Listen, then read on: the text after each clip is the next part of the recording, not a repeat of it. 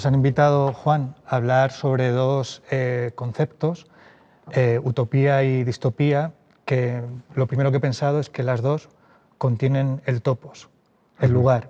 Y tú y yo, que nos dedicamos al teatro, lo primero que... Y estamos hablando en un teatro que es un topos, y un topos donde etimológicamente es un lugar al que se acudía a ejercer la mirada y a ejercer la reunión, como tú muchas veces has dicho, y me atrevería a mezclar esas dos ideas, ¿no? A mirar conjuntamente, a mirar como polis. Lo primero que me gustaría que me dijeras o que conversáramos es sobre, en estos meses que estamos atravesando de pandemia, cómo has vivido tú la suspensión de la mirada conjunta, ¿no? En este topos que es el teatro. Claro, pues probablemente si estuviese en otro lugar te daría otra respuesta, ¿no?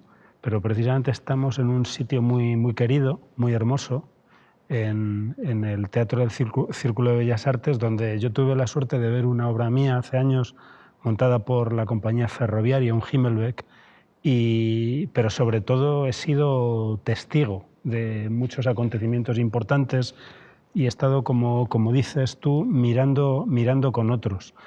Yo estos meses los he vivido con preocupación, también los he vivido con dolor y también con alegría, porque he tenido la suerte de reencontrarme con gentes y de estar más tiempo con mi mujer y con mis hijos. Y desde luego he echado mucho de menos el teatro. Creo que hay algo que nos ha sucedido a los que lo hacemos y los que lo amamos, y en realidad los que lo hacemos, cuando hablo de los que lo hacemos, también incluyo a los que están ahí, ¿no? Porque todos,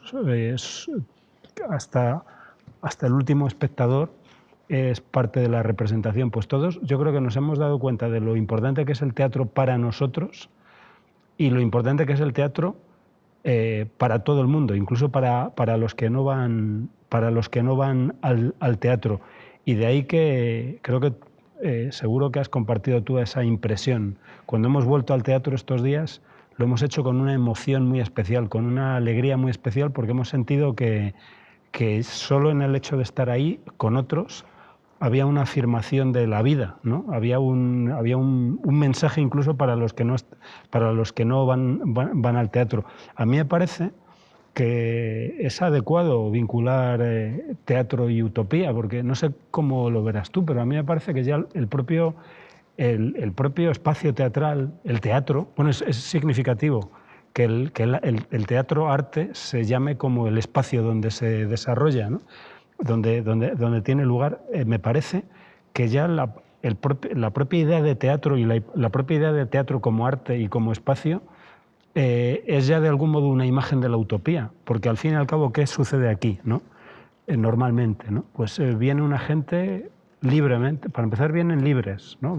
Acuden, son distintos y hacen están en una actitud de respeto, de atención, detienen su tiempo para atender a lo que están haciendo aquí unas personas que les ayudan a representar la vida y a examinar sus propias vidas.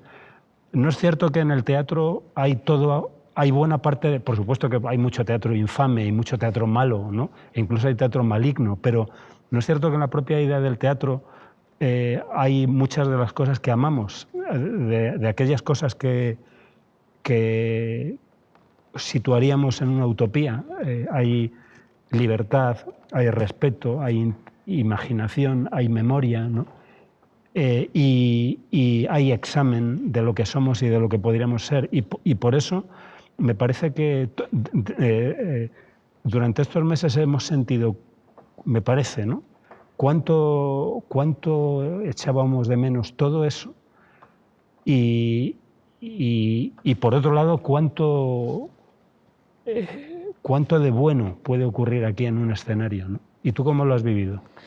Pues de modo muy parecido al que tú estás comentando, esa privación de lo amado, ¿no? Lejos de, evitando el peligro de romantizar lo que ha ocurrido, que es un acontecimiento terrible para nuestros ciudadanos, para nuestras ciudadanas, para los que nos rodean, ¿no? Sin olvidar, en primer lugar la gente que ha sufrido, a los que hemos perdido, a los que ya no están, ¿no? Porque a veces sí que observo cierto peligro de romantización de la pandemia. Es verdad que la pandemia es un detener el tiempo, de repente en ese detenerse del tiempo uno ha podido efectivamente pararse y sentir nostalgia. A veces una nostalgia torturante de lo que antes era algo rutinario, ¿no? Como el ir al teatro, poder hacer teatro.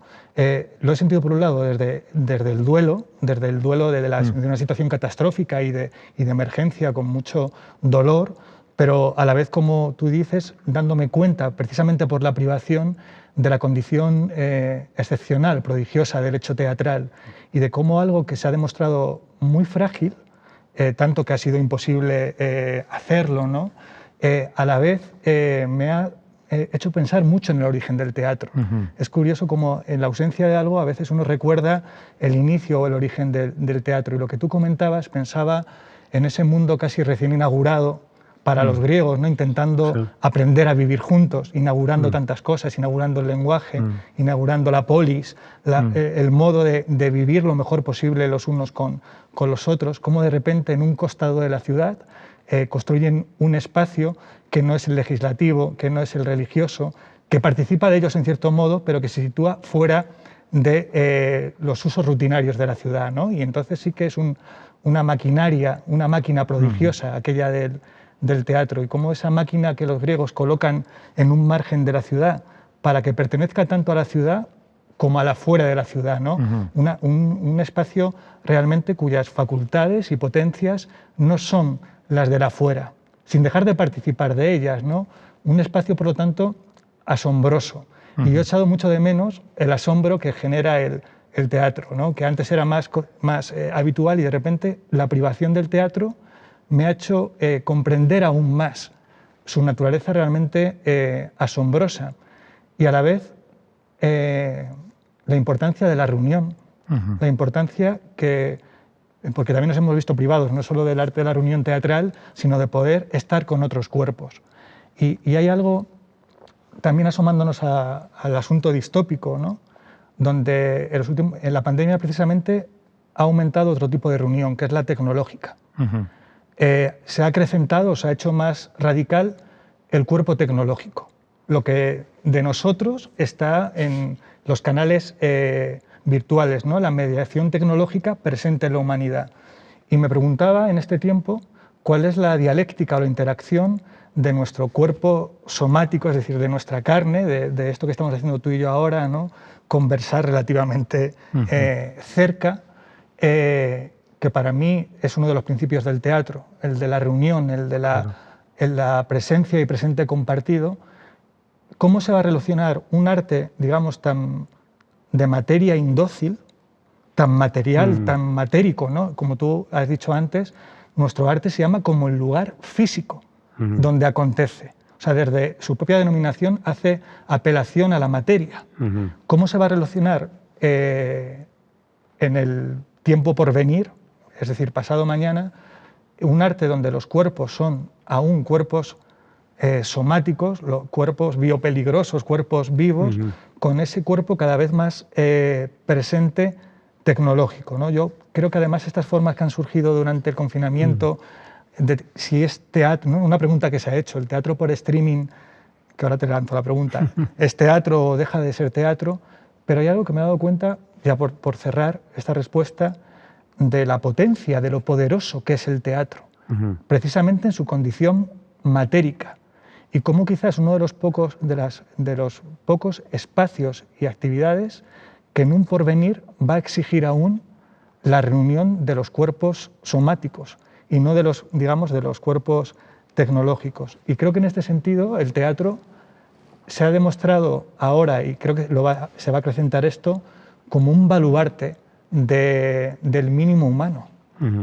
Es decir, como un lugar de, bueno, habrá mucho de nuestros cuerpos que esté viajando convertidos en datos, en grandes bases de datos, incluso ya tenemos incorporados los dispositivos en nuestro cuerpo, pero me sigue pareciendo que el teatro, que es un lugar donde hay que apagar los móviles, donde uno tiene que suspender su cuerpo tecnológico. Y me planteo esta relación entre el cuerpo somático en el teatro con el cuerpo digital. Me he ido muy lejos, quizá. No, has dicho cosas interesantísimas y estaba tentado de sacar la libreta y tomar, en vez de a tomar notas.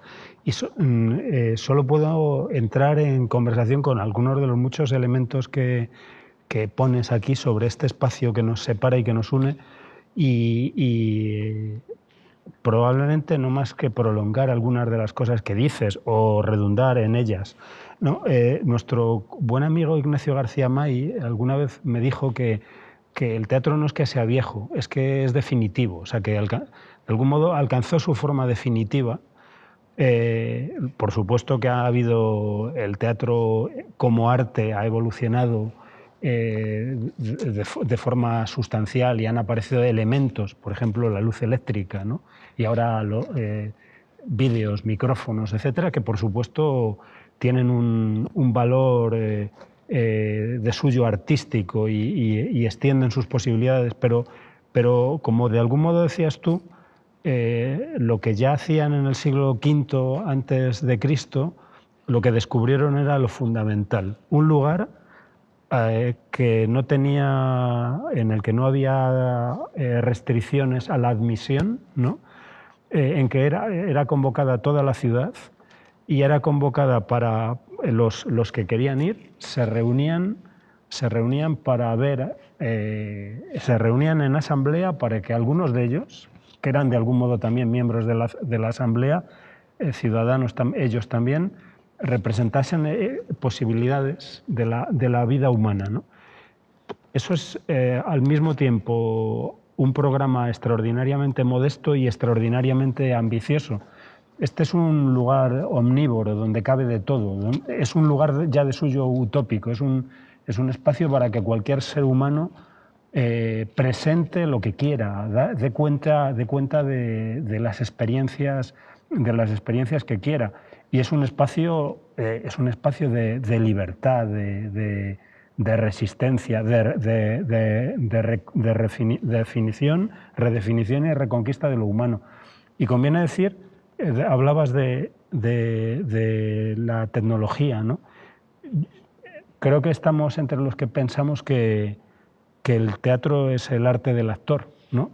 Y que cada vez que se da una función está ocurriendo algo extraordinario, está ocurriendo ese encuentro con este cuerpo fragilísimo, vulnerable, que puede enfermar y que sin embargo puede darnos a examinar nuestra vida. Y en este sentido el teatro mismo es un acto de celebración de la vida, ¿no? Solo por el hecho yo creo que hay algo, estoy seguro que a ti te ocurre. Yo sigo viniendo al teatro con la misma ilusión con que iba a los 16 años, esperando que me ocurra algo importante, que eso se convierta en una experiencia. Y tengo la impresión de que muchos de los que llenan este teatro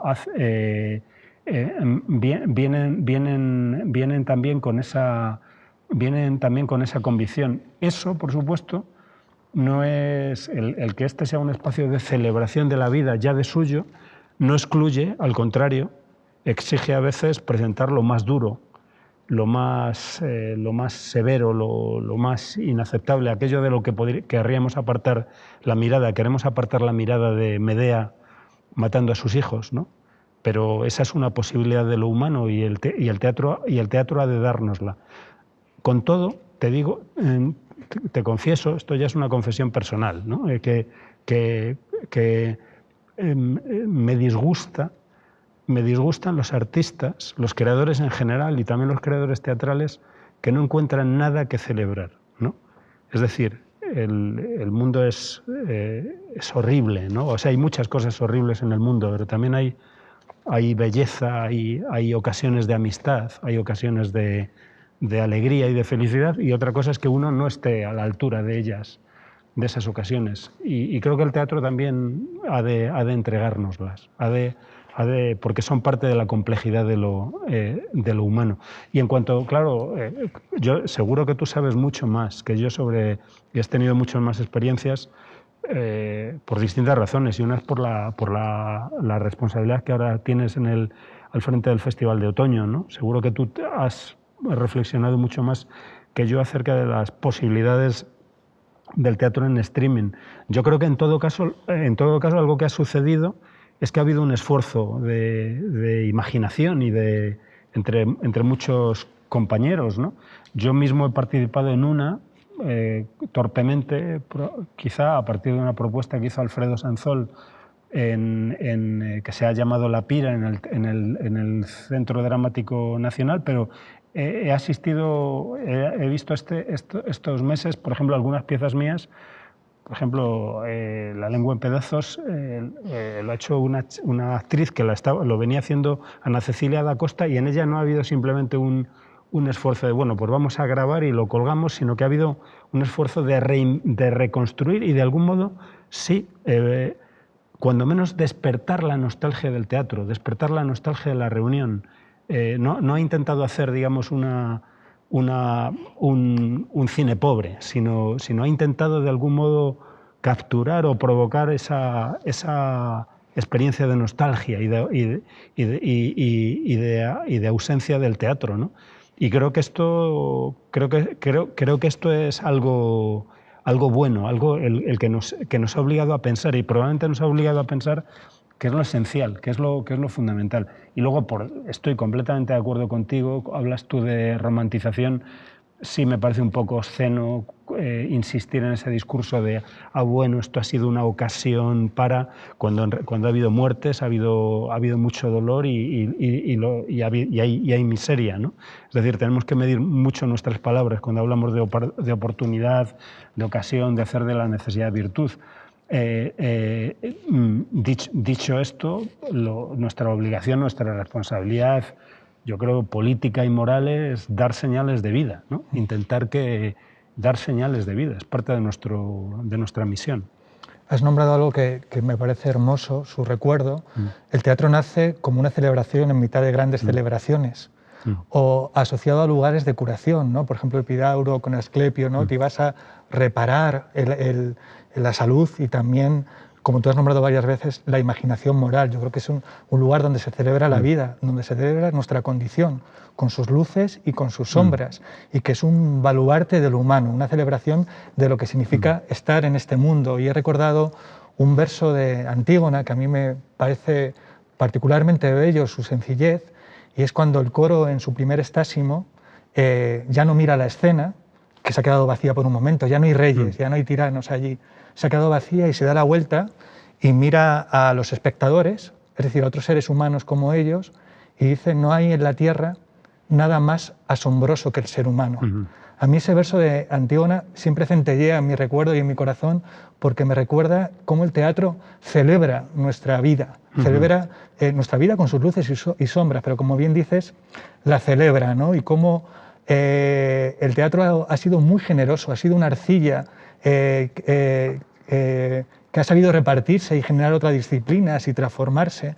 Y puede que ahora, en esta situación, el teatro haya ejercido el noble arte del disfraz, es decir, que haya tenido que adquirir sagrados disfraces para sobrevivir, para seguir siendo, para poder guarecerse en este tiempo, o como algunas criaturas quiméricas haya prescindido de un brazo o de una pierna o de algo de su cuerpo para poder seguir vivo, ¿no? Hibernando en espera de poder recuperar, ¿no?, su totalidad, su completitud, que a la vez que, como tú dices, es precisamente resistente por su sencillez.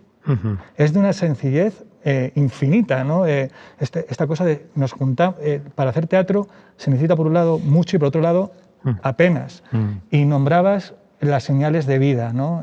Creo que, y hacía referencia a una de mis encomiendas actuales a cargo de la dirección del Festival de Otoño. Yo siento, lógicamente, dentro de las dificultades, que yo soy un privilegiado, soy muy consciente de la encomienda que tengo ahora, y es continuar con un legado. A mí lo que pienso mucho, se me ha hecho muy presente esa cadena milenaria de hombres y mujeres que a lo largo del tiempo, pese a otras pandemias, otras guerras, catástrofes, a mayor escala incluso que la que estamos viviendo muchas veces, han sabido portear a lo largo de los siglos aquellos artefactos poéticos que ellos ponderaban como valiosos para los descendientes. Y siento que en este momento de de crisis, nuestra labor también es continuar con esa cadena milenaria, ¿no? Para que, pienso mucho en los estudiantes de teatro, ahora pienso mucho en los espectadores del porvenir. No sé si a ti te ha ocurrido o no, también esa idea del legado. Claro.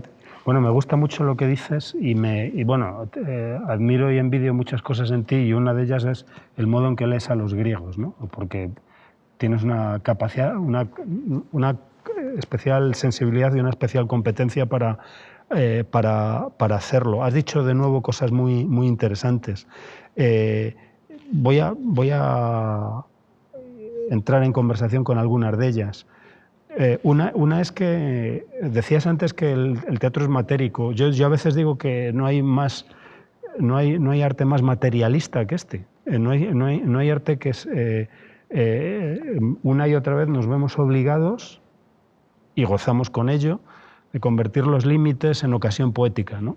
Convertir el límite en ocasión poética. O sea, resulta que tú haces la geometría del trigo, y si de pronto llegas, la has hecho en el Galileo y he tenido allí ocasión de aplaudirla, y si lo hicieses aquí, de pronto aparecerían otras posibilidades y otros límites, ¿no? Y ahora esta finitud, esta pequeñez del teatro se ha vuelto todavía más... la hemos acusado todavía más. Es decir, otras formas de representación pueden ocultar o pueden jugar con otras posibilidades tecnológicas que aparten de la mirada esos límites. Nosotros resulta que ahora venimos a un teatro y nos damos cuenta de que, por ejemplo, hay butacas que están bloqueadas, ¿no? para mantener cierta distancia, que hay ciertos protocolos que cumplir. Es decir, el teatro de algún modo también recibe precisamente es atravesado por todas esas limitaciones, pero ahí también está su enorme grandeza, en su pequeñez, en su limitación está también su potencia, a mi juicio, ilimitada. No hay nada que de lo que el teatro no pueda dar cuenta, y por eso yo siempre digo que el teatro no es una antiguaya, sino al contrario, el arte del futuro. ¿Y de qué estamos hablando cuando hablamos del teatro y de la gente? De lo que estamos hablando es de que si hay algo que nos ha revelado, nos ha recordado este tiempo, es nuestra finitud, nuestra fragilidad, nuestra vulnerabilidad, que, dicho sea de paso, a mi juicio, debería conducirnos a éticas y políticas del auxilio, a éticas y políticas de la ayuda, también en el teatro. Y es verdad, qué oportuna ha sido la cita de Antígona, ¿no? Qué asombroso es ese frágil, mendaz, muchas veces vergonzante ser humano, ¿no? Pero cuán digno es cada uno de ellos de libertad, de belleza, de dignidad. Y eso es lo que una y otra vez aparece en el gran teatro, nuestra pequeñez y al mismo tiempo nuestro derecho a la dignidad, a la belleza, y por tanto el derecho a la dignidad y a la belleza de todos los que están ahí. Creo que es fundamental la cuestión de la herencia, ¿no? De la que tú de algún modo hablabas. Bueno, somos un soplo, ¿no? Pero al menos, o precisamente por eso, tenemos que intentar hacer algo que tenga algún valor para que otros lo concluyan. Nosotros ya sabemos que esto es tan breve que no lo acabaremos, pero de algún modo lo que vive es ese flujo de textos, de personajes, de experiencias, y hay de algún modo un autor último y un creador último, que no somos ninguno de nosotros, que lo va armando, ¿no? Cuento a veces que cuando voy en metro paso por la estación, la llamada ahora Estación de las Artes, y me llama mucho la atención esa frase maravillosa de Goya que dice el tiempo también pinta, ¿no? Y uno podría decir, el único que pinta en realidad es el tiempo, y de algún modo nosotros tenemos que aprovechar el nuestro para participar en ello, y eso es parte del juego. Y comentaba hace poco en una presentación precisamente a la que compartimos, que me parece que de lo que tenemos que ser cada vez más conscientes que nunca las gentes del teatro es de que tenemos que dar una razón muy buena a esta gente para que salga de casa, más que nunca. Hay gente que tiene miedo a salir a la calle y mucho más miedo de entrar por una puerta ajena, etcétera. Pues tenemos que darles muchas razones para que salgan de la calle, para que salgan de casa, para que eso les merezca la pena y que les merezca tanto la pena que vuelvan al teatro, al teatro. Y ya casi me callo, pero quiero compartir contigo algo que me ocurrió hace ya muchos años en un estreno que tuvo lugar fuera, en el extranjero, al que yo asistí, de una pieza mía, y vi unos espectadores ahí a la puerta, y yo pensé, bueno, estos no han venido aquí porque me conozcan, estos no saben nada de mí ni de mi obra. Y tampoco tienen pinta, porque eso se suele reconocer, de ser parientes o amigos de los actores. ¿Qué hacen estos aquí? En este teatro a las afueras, en este día frío, porque han salido, si tienen una pantalla maravillosa, pues yo creo que pensé, esta gente a lo que ha ido, a lo que viene, es al teatro. No viene a verme a mí, ni mi obra, ni siquiera a estos actores, viene al teatro mismo. Y hay que conseguir que esa gente que va al teatro vuelva al teatro. Y a la hora de la verdad, lo de menos es que recuerden nuestros nombres, ¿no? Lo demás es, como dices tú, que el teatro siga siendo para ellos un lugar importante, un lugar donde les puede pasar algo, ¿no?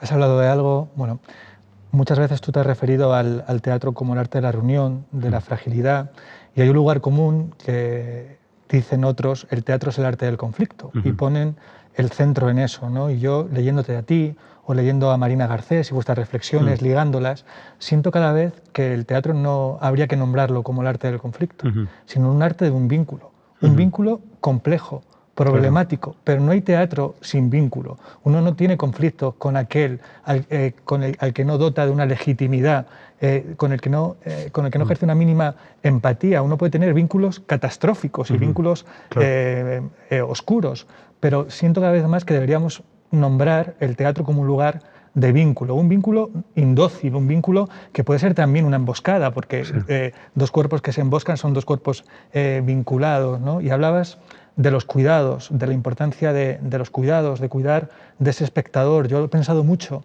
ahora que he vuelto a los teatros y miraba a los espectadores y las espectadoras, imaginaba sus casas, sus vidas estos meses, los ERTEs, la precariedad, el miedo, somos todos ahora inquilinos de la incertidumbre, y aún así un espectador o una espectadora sale de su casa y acude a una sala teatral. Claro. Y a mí eso me obliga a la fe.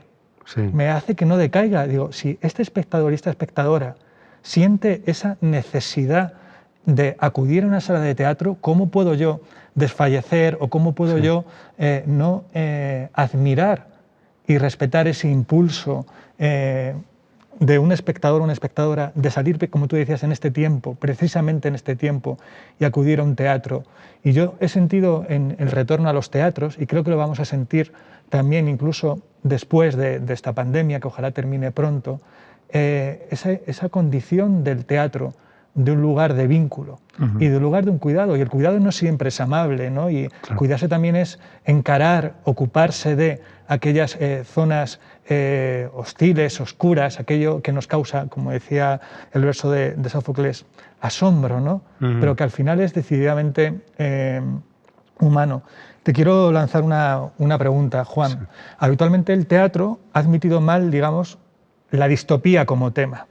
Al menos esa es mi idea, puedo equivocarme. Sí. El teatro ha acudido más al pasado, porque tiene una capacidad como diría yo, mágica, como ningún otro arte, de hacer presente aquellas figuras del pasado, es decir, como la religión, representar, ¿no? Hacer presente, romper, y esta es una idea que tú has tomado, que yo te he leído a ti a través de Ortega y Gasset. Dime, espero no simplificarla mucho, ¿no?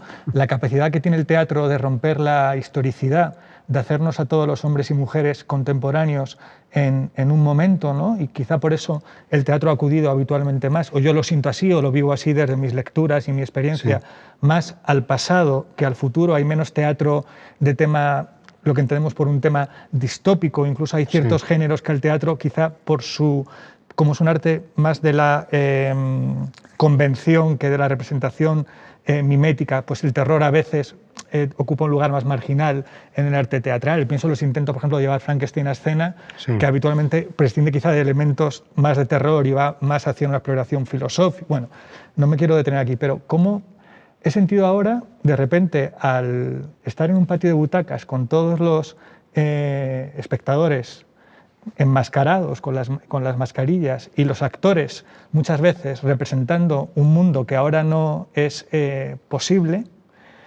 que de repente la condición distópica del teatro tenía que ver precisamente con su resistencia, a ver si logro lanzarte la pregunta bien, de su necesidad de permanecer dentro de sus estrechos límites, pese al tornadizo de lo que entendemos como el presente. Entonces, la pregunta, concretándola, ¿cómo crees que que va a reaccionar o por dónde puede ir el teatro en un mundo que de repente ha adquirido formas repentinamente que entendíamos como distópicas? Sí.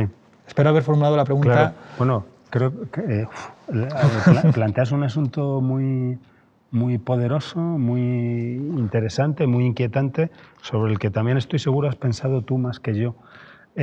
Antes de eso, quiero aprovechar algunas de las también de ocasiones de conversación que me has dado antes, ¿no? Cuando hablabas del teatro, me gusta mucho esa idea del teatro como vínculo. Yo pienso que el teatro es un lugar de encuentro y el encuentro, y basta que uno tenga una vida familiar para saberlo, el teatro es un lugar de encuentro y por tanto también de conflicto. Yo creo que el teatro ha de hacerse por amor a la gente y eso no quiere decir que le tengas que ofrecer felicidad, ¿no? A veces digo que el teatro, que si el teatro es un arte del conflicto, lo es sobre todo no por lo que sucede aquí, sino por lo que sucede entre este lugar y ese otro, ¿no? O sea, el teatro es el lugar del encuentro y por tanto del posible conflicto de un actor y un espectador. Y también digo a veces que lo más fuerte que te puede ocurrir en un teatro, y a eso es lo que a mí me ha sucedido desde mi adolescencia, raramente, pero en momentos inolvidables, es que me he encontrado con mi propio doble, ¿no? Que yo estaba ahí y de pronto dije, ese soy yo. Y el doble, como sabes, no es una copia de ti, sino otra posibilidad de ti. Aquel que eres sin saberlo, aquel que eres sin querer reconocerlo, aquel que querrías ser y no eres, ¿no? Aquel que eres, aquel tú mismo que traicionaste, ¿no? Entonces, claro, ese encuentro puede ser catastrófico, puede ser tal que a veces digo que deberíamos hacer un teatro del que tuviesen miedo los cobardes, ¿no? Que un teatro tal que precisamente los que no quieran asumir un riesgo, y el mayor riesgo es preguntarte quién soy, ¿no? Pues no entrarían, ¿no? Fíjate, dices bien, este es un lugar de encuentro de los que están aquí y de los que están allí, de los que están allí entre ellos.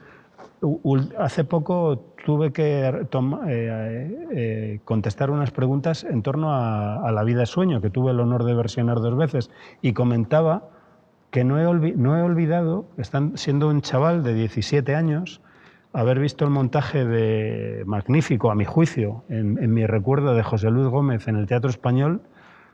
Y yo recuerdo que, bueno, iba con mi amigo Javier, que es con el que siempre iba al teatro, ¿no? 2 adolescentes que íbamos al teatro, y recuerdo que Javier estaba a la izquierda y a mi derecha había un tipo con barba que estaba diciendo en voz baja el texto, ¿no? Y digo, y nunca olvido a ese hombre barbudo que de algún modo estaba recreando lo que estaba pasando. Y cuando alguna vez he tenido la misión de versionar un texto, he recordado a ese hombre y he pensado, a este hombre no hay que defraudarlo, porque este hombre está, como dices tú, ha venido aquí porque quiere tener un encuentro, ¿no? Que no debes decepcionar. Y luego, qué asunto tan interesante el que planteas, ¿no? Claro, probablemente me atrevo a preguntarte a mi vez, ¿la distopía o el teatro se resiste a aceptar la distopía como asunto, pero también se resiste a aceptar la utopía? Alguna vez he dicho que no hay nada que envejezca tanto como el futuro, ¿no? Y que muchas veces la presentación de futuros distópicos u utópicos deviene muy pronto risible, ¿no? Y si no atendemos al futuro, no estoy contestando, estoy entrando en conversación. Si no atendemos al futuro, ¿por qué es? Quizá porque una cita a menudo es un fracaso, ¿no? Entonces uno cita algo porque no es capaz de con su propio discurso avanzar hacia ninguna parte. Pero recuerdo ahora aquello que decía Benjamin, de que nuestra imagen de la felicidad solo se podía construir a partir de la imagen del pasado fallido.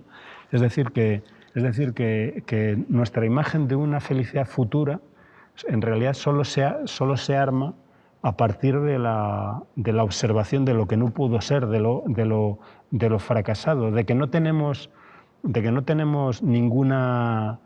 imagen de la felicidad no se realiza a partir de la felicidad de nuestros nietos, sino de la infelicidad de nuestros abuelos, ¿no? O de los momentos de felicidad que ellos tuvieron, ¿no? Y entonces quizás es que el teatro, estoy especulando, quizá es que la misión del teatro es examinar lo que ha habido y lo que pudo haber, y lo que hubo y lo que pudo haber, y mostrarnos, por otro lado, que nada de lo que ocurrió fue necesario, que todo pudo ser de otra manera, que por ejemplo pudo no haber el exterminio de los judíos europeos, pudo no haber el exterminio, pudo ser evitable, y pudo ser evitable la guerra civil, ¿no? Y han podido ser evitables todas esas pequeñas o grandes formas de dolor de las que el teatro da cuenta. O sea, bueno, Quizás sí, la misión del teatro sea el examen de lo que ha habido y pudo haber y de lo que hay, y no tanto, y así, de algún modo, esto es lo que los filósofos acaso llamarían una vía negativa, ¿no? Es decir, en lugar de presentar una idea de la justicia, lo que presentas es experiencias de la injusticia, porque conociendo la injusticia, presentándola, en ellos se puede formar una idea de la justicia. Creo que te he contestado muy torpemente. No, al revés, y por especular contigo, sí, o por añadir algo con torpeza a la idea que has dicho, en esas tareas de la memoria, porque el teatro también ha hecho de la memoria uno de sus sustratos fundamentales, y la memoria no es solo la presentación factual del pasado, ¿no? Sino la lectura ética. Claro. ¿Cuánto del pasado nos sigue sucediendo? ¿Cuánto esto, como decías tú, era evitable? Creo que en relación al futuro, quizá ese ejercicio que tú has nombrado tan precisamente, sí que tengo un movimiento hacia adelante prospectivo en la labor de vigilancia. Es decir, que el teatro, haciendo presente los horrores acontecidos, ¿no? Y que podían haberse evitado, quizá está lanzando una bengala hacia un futuro, a un porvenir de cuidado. Estad vigilantes, sí, porque estos horrores que han sucedido pueden seguir sucediéndonos con otras formas que aún no podemos nombrar, y que quizá el teatro, por esa materialidad de la que hablábamos antes, no es capaz de presentar con tanta potencia, pero quizás sí la labor de vigilancia, ¿no? Y uno, por ejemplo, se asombra de la contemporaneidad de los trágicos ¿no? de los clásicos, no solo de los clásicos del teatro, de lo que consideramos el corpus clásico, para explicar fenómenos que desde nuestro presente no encontramos aún las palabras, sino acudimos a esos reservorios de experiencia humana, ¿no? Y quizá por completarlo sí que hay algo, una potencia de vigilancia en el teatro, ¿no?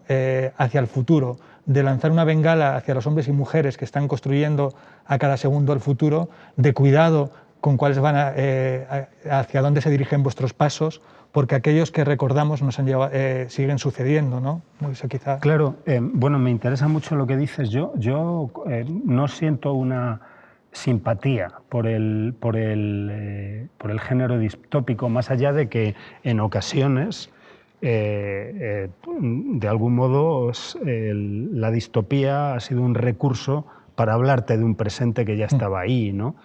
Creo que esto es lo que consigue, por ejemplo, Margaret Atwood con su novela ahora muy popular, el cuento de la criada. Está hablando de un presente que ya estaba ahí. Yo modestamente hice un ejercicio que algunos han recordado con una pieza que se llama Angelus Novus, en que de algún modo también intentaba hablar sobre mi presente utilizando, o sobre un presente inmediato, utilizando ese recurso de aludir al futuro. Pero en todo caso, no siento una simpatía por digamos, ese tipo de distopías que parece que lo que te dicen es asústate, ¿no? Que échate a temblar, ¿no? Porque digo, pero bueno, si lo peor ya ocurrió, ¿no? Si venimos de un siglo en que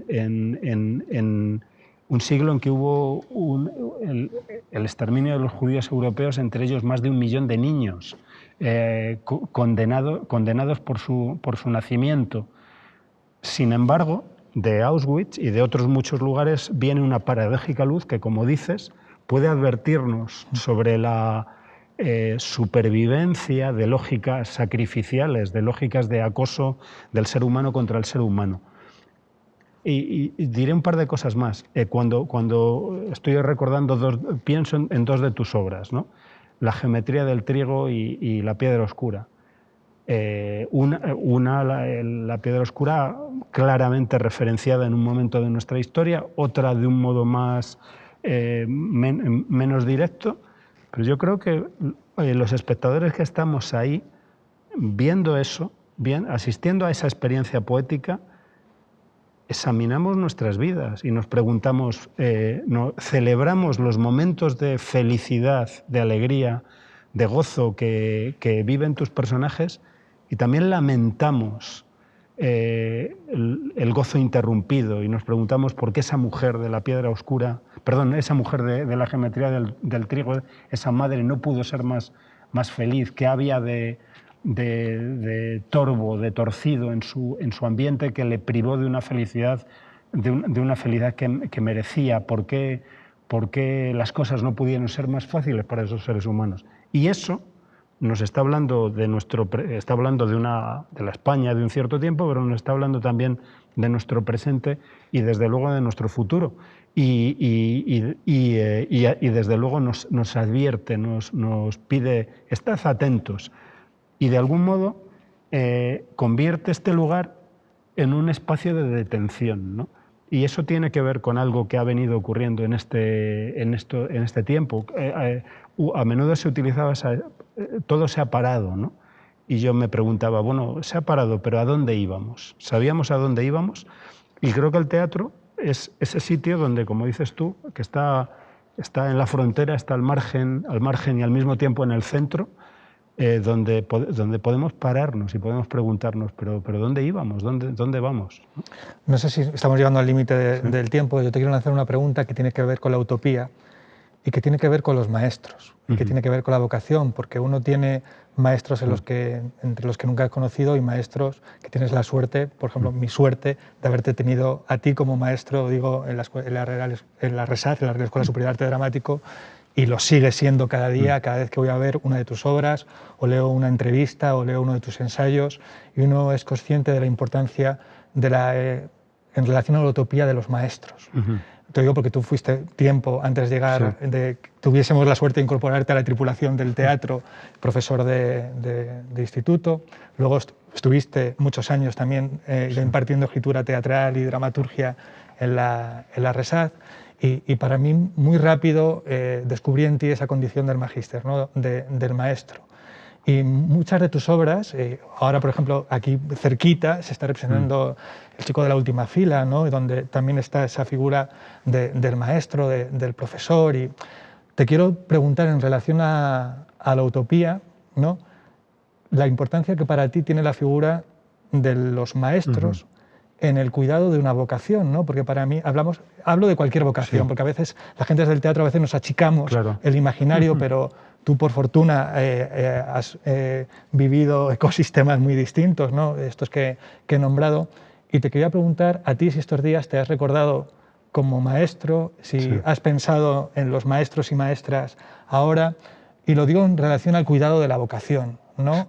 Sea cual sea la vocación de cada ser humano, y que entiendo la vocación como un impulso que hace que no quiera incorporarse dócilmente a la cadena de reproducción y de generación y consumo, ¿no? De repente alguien tiene una vocación, la que sea, porque cada oficio es noble y sagrado, ¿no? Y te quería preguntar, quizá por terminar, y porque creo que es una pértiga hacia el futuro, ¿cómo observas tú esa relación entre el maestro, la vocación y la utopía? Claro, jolín, gran asunto. Bueno, primero, yo creo que yo tengo el privilegio de todavía enseñar y de haberlo hecho, y no es falsa retórica decir que he tenido la suerte de tener magníficos alumnos, ¿no? Y de los que he aprendido mucho. Uno de ellos eres tú, otros han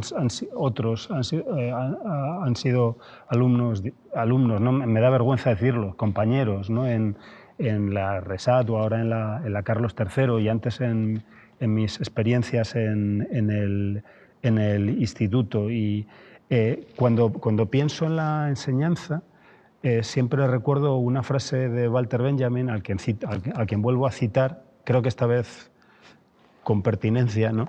Decía Benjamin algo así como que, me gusta mucho recordar esa imagen, ¿no? Dice Benjamin, la escuela no debería ser el lugar de dominio de una generación sobre otra, sino el lugar de encuentro de dos generaciones. Me parece una idea formidable. O sea, la escuela como lugar de encuentro de dos generaciones. Ya solo eso presenta una imagen utópica de una sociedad. De una sociedad que tuviese una escuela así, sería una sociedad más rica, más poderosa, más capaz de resistir.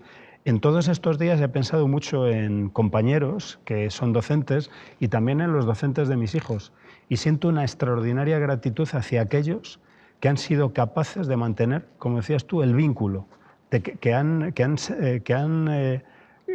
tenido un compromiso muy especial con sus alumnos y se han buscado la vida para mantener conexión con chavales que en algunos casos pues tenían problemas de acceso a la tecnología o que no vivían en un ambiente que precisamente propiciaba ese contacto. Creo que es extraordinario lo que algunos maestros han hecho. Y yo creo que sí, que es muy importante que, claro, permanentemente hay una tensión que se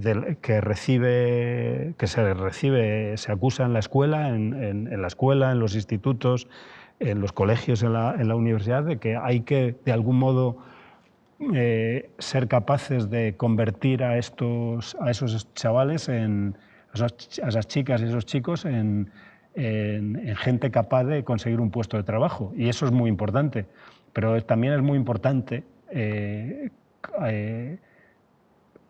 hacer que esas gentes ayudar a esas gentes a que encuentren su propio lenguaje, a que sean capaces de construir sus propios textos, a que sean capaces de criticar los textos y las ficciones que los rodean, a que sean capaces de hallar su propia voz, a que sean capaces de resistir, a que sean capaces de ser también indóciles y a que sean críticos de su propia docilidad. En lo que se refiere a la docencia artística, hay para mí siempre la gran cuestión ha sido cómo conseguir, y tiene que ver con la noción de experiencia que tú ponías hace un rato sobre la mesa, cómo ser capaces de ofrecer tu experiencia y al mismo tiempo no ahogar, no asfixiar la voz de ese otro que no tiene por qué decir lo que dices tú ni decirlo como dices tú. Pero creo que tratas un asunto fundamental que creo que está en el centro de la cuestión. De la cuestión, ¿no? Una mala escuela es un espacio distópico y una buena escuela es ya de suyo un espacio utópico.